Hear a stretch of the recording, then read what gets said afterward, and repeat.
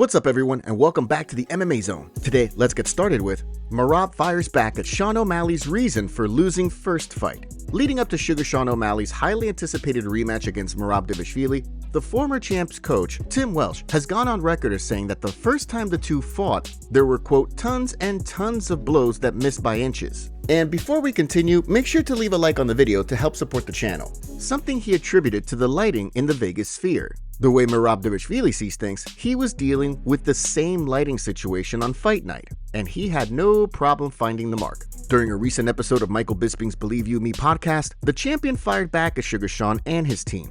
We was both in the same situation, and before the fight everybody was, oh, how you gonna fight in spear? It's gonna be too much bright, too much light, different.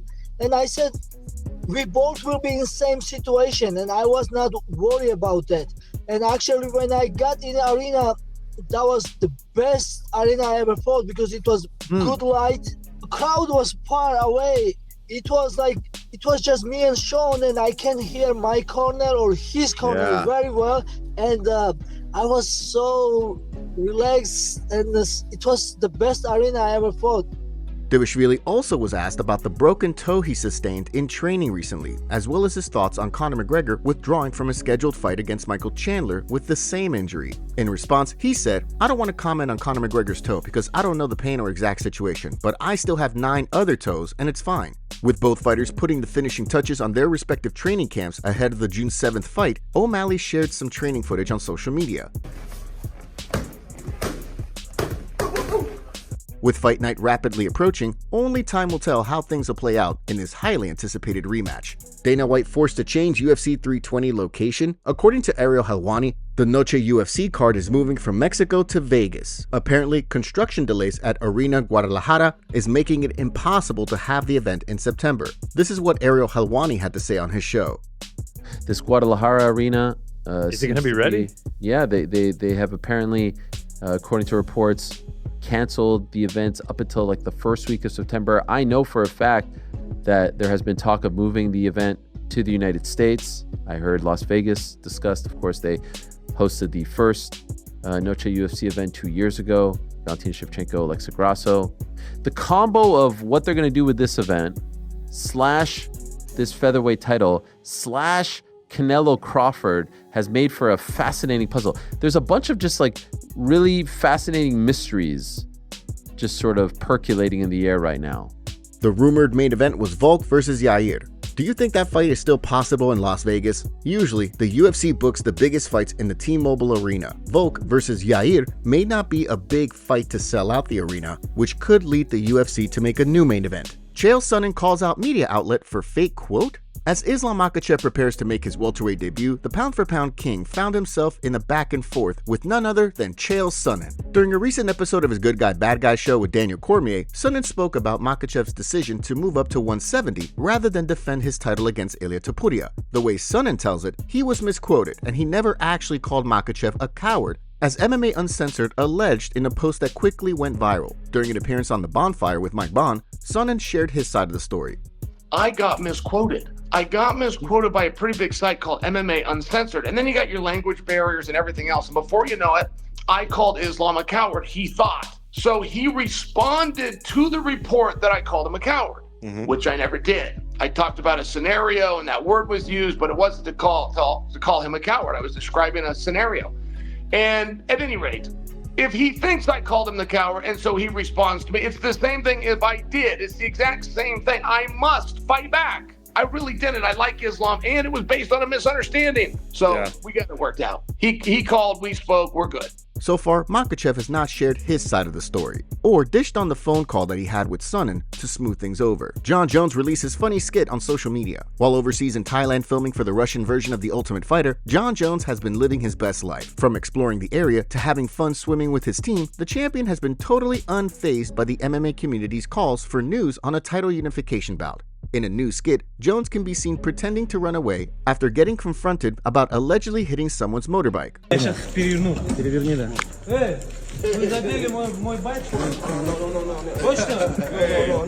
You want problem with this guy? Please. Sorry, no problem. You want problem? Come here. The MMA community was quick to weigh in. He's even ducking street fights. Plenty of other fans kept the jokes coming. Wouldn't be his first hit and run. One fan saw the meme potential in the skit. Can't wait for someone to put Tom's face over that dude. While many fight fans are eagerly awaiting news on the potential Jones v Aspinall fight, Chael Sonnen feels as though fans are starting to move on. During an interview with MMA Junkie, Sonnen explained, "On my YouTube channel, I'm not only audited, I'm publicly audited. You can see what the people are writing. I'm bombing. If I put Jon Jones and Tom Aspinall in a thumbnail, I bomb. People are not caring about this fight. I have different guesses why. I hypothesize that the audience doesn't want to get too behind something they're not confident they can get. I think that's part of it, but I'm telling you, as this fight has gone on, unlike other fights, it's not getting bigger. It has gotten smaller. People are caring less and less. The way Daniel Cormier sees things, Jones doesn't want to take the fight because of Aspinall's knockout power. During a recent video for his YouTube channel, he weighed in on the situation. And you know what I think a big worry might be for him? Because with Aspinall, he could potentially get knocked out. Like legitimately knocked out and put on his back and out cold. And I just don't know that he wants to have that visual of him in the world. Because I've seen myself get beat and I'm like, God, that's such a horrible visual every time. Despite all of it, Aspinall seems optimistic that the fight will happen. While we're on the topic of Jon Jones, the petition to strip Jon Jones from the heavyweight title has now surpassed 110,000 signatures as of this morning. Do you think Dana White will be forced to address the petition during his next interview? Or do you think that they don't care? This could hit more than 200,000 signatures by next week at the rate it's going. That's absolutely insane to say. Khamzat Chimaev will get fraud checked at UFC 319 against DDP? Ahead of Khamzat Chimaev's upcoming title fight with Dricus du Plessis on the UFC 319 card in August, the MMA community has been going back and forth debating how things may play out. On the one hand, plenty of fans, analysts, and fighters believe that Chimaev's fast start and dominant grappling will prove to be too much for the champion. On the other hand, plenty of others are predicting that DDP's durability and power will be the difference maker come fight night. While speaking on the latest episode of We Want Picks Bad Takes show, Josh Thompson shared his thoughts on the fight, and specifically Khamzat Chimaev. How bad is he? Or is he good? We're gonna find out when he fights DDP. I've said this for the longest time. The sample size is not big enough for me with Chimaev. It's just not big enough. Are we giving him too much credit? Everyone's like, oh, he's Muslim, he's got the beard, he can wrestle. Are we giving him the Khabib credit? No one is like Khabib. Nobody is like Islam. We associate the two things. They are not the same. Khabib didn't get tired. Is Chimaev as good as we think? Or are we getting a fraud check here with DDP? Although DDP is in the midst of an impressive win streak, Chimaev is currently sitting as a slight betting favorite on FanDuel, with du Plessis sitting as a slight underdog. Footage of Mike Perry's sparring with Sean Strickland. After recovering from a broken nose sustained in his February loss to Dricus du Plessis, Sean Strickland is back in the gym and training for his big return. In a recent video, Strickland was seen sparring with Mike Perry, who hasn't competed since his 2024 loss to Jake Paul last summer. While Perry does not currently have a bout scheduled, he and Strickland got some live rounds in together at Extreme Couture in Las Vegas. Perry posted the full video on Instagram along with the caption, "LOL, fun round with Strickland MMA. Man's a beast. It was an honor to work with you and I'm learning a lot from it. Watch out, cause Platinum is branching out." Much like Perry, there's been no word as to when Strickland may be back in action. While no medical suspensions were ever released for the UFC 312 card, typically, fighters are hit with, at a minimum, a 6-month suspension for broken noses. For Strickland, 6 months from February 8th would put us at the beginning of August, meaning we'll likely see the former champion back in action again before the end of the year.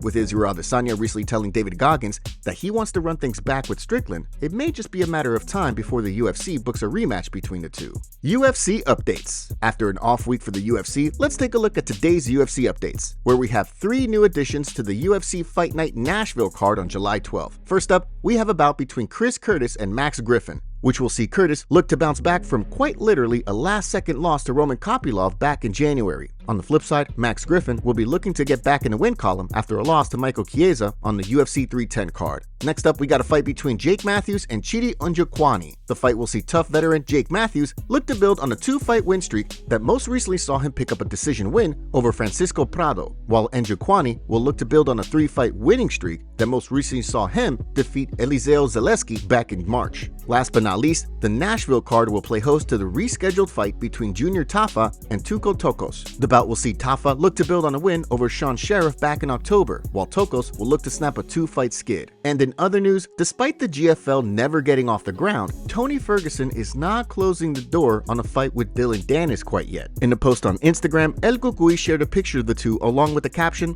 "Ah yes, the journey is the part you remember. Anyways, old Moose Knuckle Dan is still gon' get demolished. I know Kung Fu. Ah wah wah wah. Za, act accordingly and form rank. Champ, CSO, hashtag fight news soon." According to Bloody Elbow, Danis replied via his private Instagram, writing, "Let him know I'm gonna ankle pick his." Since the first ever GFL card, which was supposed to play host to this fight, was scrapped, the promotion has not announced a rescheduled date for the card. BJ Penn was arrested again. Earlier this week, we reported that BJ Penn has been arrested for allegedly abusing a family member. At the time, Penn had shared footage of himself being surrounded by police officers and arrested. However, Bohachinia Depot has revealed that Penn has since been arrested again. A report from MMA Fighting, which included a copy of a restraining order that Penn's mom, Lorraine Shin, filed against him, shed light on the situation. Allegedly, the first arrest happened after Penn's mom came home from a weekend trip and found that her son, who had previously alleged that Shin and 2 of his brothers had been taken out and replaced with imposters, had apparently taken her mail. When she saw the mail in the backseat of a car belonging to her son's friend, BJ allegedly shoved her against the car and stuck a flashlight in her face, restraining her and preventing her from calling 911 for help. When fighting back didn't work, she called out for one of her other sons, Reagan, who helped get the former champion off of her. The situation resulted in BJ getting arrested. However, after he posted bond, he allegedly came back to the house the next morning despite officers ordering him to stay away from the home for 48 hours. When BJ was confronted by Reagan, the police were again contacted, and BJ was arrested for violating the 48-hour order to stay away from the house. A copy of the restraining order filed by Penn's mom reads, "I believe my son BJ Penn is suffering from Capgras delusional syndrome, a psychiatric disorder in which a person holds a delusion that a friend, spouse, parent, other close family member has been replaced by an identical imposter. He believes I'm an imposter who has family to gain control of the family assets. In the best interest for my safety, I asked the court for a 6-month temporary restraining order and have my son ordered to get medical treatment or other source of therapy." Despite the latest news, the MMA community continues to rally around the prodigy in hopes that the former champion gets the help he needs. MMA community not happy with Tom Aspinall's announcement. Tom Aspinall revealed a few days ago that he'd be making a big announcement today, May 28th. So fans were eager to see if Tom was finally going to announce the fight against Jon Jones to unify the titles, considering that he said it was, quote, heavyweight news. And before we continue, we have a favor to ask. Help us reach 200,000 subscribers on MMA Zone by subscribing and turning on notifications for daily MMA content. Seriously, we rarely miss a day. After teasing the announcement, he did hint towards it not being a fight announcement by saying things like the UFC announces fights, not Tom. Well, it looks like Tom made his big announcement and it wasn't what we were hoping for. For his big announcement, he posted an advertisement for a supplement company launching a new product. The MMA community was not happy with this news and went off on Tom by saying, "Bro, I'm not sure how much more of this I can take. Bro baited us so hard with heavyweight news. Jon Jones, Dana White, and Tom Aspinall are officially banned from making non-fight announcements. If it's not a fight booking, I don't want to hear it. Once you make Jon Jones versus Aspinall or Strip John, then you get your post privileges back. Please tell me this is not the announcement, Tom. He literally said it wasn't a fight announcement. Why are people surprised? I guess it's better than a crypto scam. Call me old-fashioned, but supplements do not require a teaser a few days in advance. This dude deserves to sit out for even longer for making us wait for this announcement. FFS. John really taking bro's bag, he's having to do supplements. If that's the announcement, I'm rooting for John in the fight." One member of the MMA community defended Tom Aspinall for the announcement, saying, "Guys, before we all start mouthing Tom for this, just remember it's absolutely not his fault that John won't fight him and the UFC won't do anything about it. Tom is the only one in this scenario willing to do what's right or expected. It is still possible that Tom releases real news later, and this is him trolling, but it's also likely that this was all for advertisement purposes.